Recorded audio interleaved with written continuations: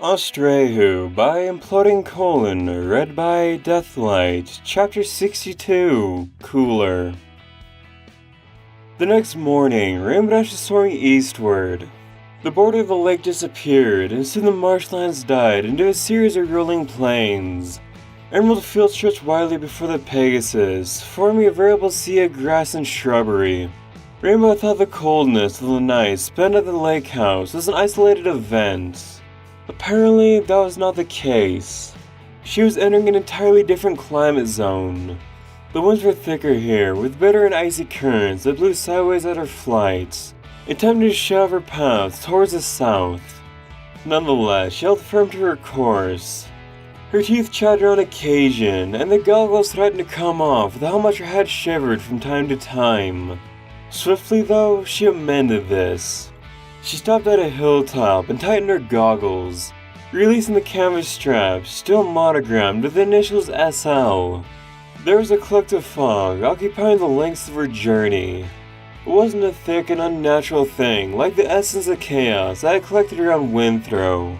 Rather, Rainbow found herself skimming past several wisps of gray, transparent clouds that hung close to the Earth's surface. The misty streams were moving quickly too, pushing past her in a southwest swirl. Rainbow Dash wasn't a geological expert, but she was already predicting a huge structure that would be capable of pushing huge gusts of moist air in such a direction. As the day wore on, she saw a hint of what she imagined. There was a solid line of white carving into the sky dead ahead. The eastern horizon was being segmented into a jagged series of ivory shapes. She judged that had to have been the mountain range, one that was longer and far more massive than any single ridge that she had encountered in West Wintergate. If it was indeed a series of mountains high enough to affect the climate, Rainbow could only imagine such a pronounced structure served as the eastern border to the Equine province. For a brief moment, even she had to marvel at the sheer distance she had covered in so few days. Night fell. Rainbow Dash stopped on the western end of a hilltop, hoping the landscape would block the cold winds ever so slightly. With flint and steel, she made a campfire, feeding it with dried twigs from local shrubbery. It was a miserable night, and she hardly got any sleep. Aside from shivering under the blanket, she was dealing with massive hunger pains. Rainbow had gone without eating for longer periods, but never before scaling a series of mountains. She realized to head east all day tomorrow would be foolhardy. There was no telling just how many high mountains she was going to have to scale.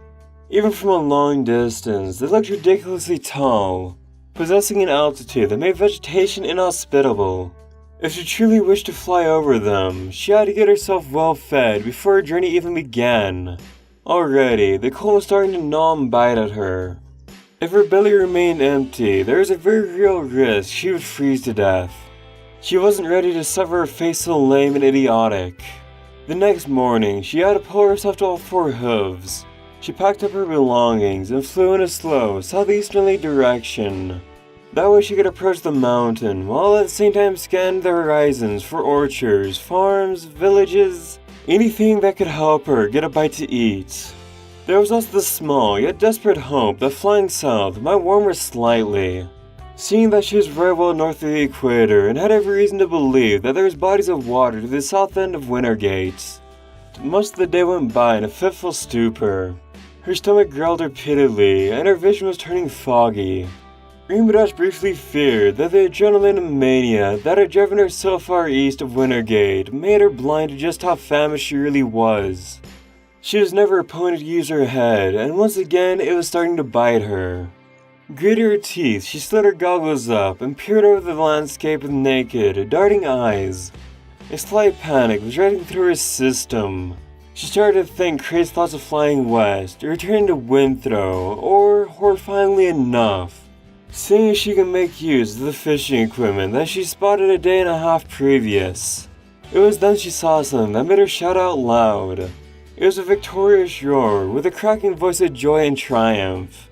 Far below her, bordering a tiny pond just north of a dipping valley, there was a hazy cluster of bright colors. There was no mistaking it, even from her hovering altitude. The winged pony had discovered flowers, and they looked scrumptious.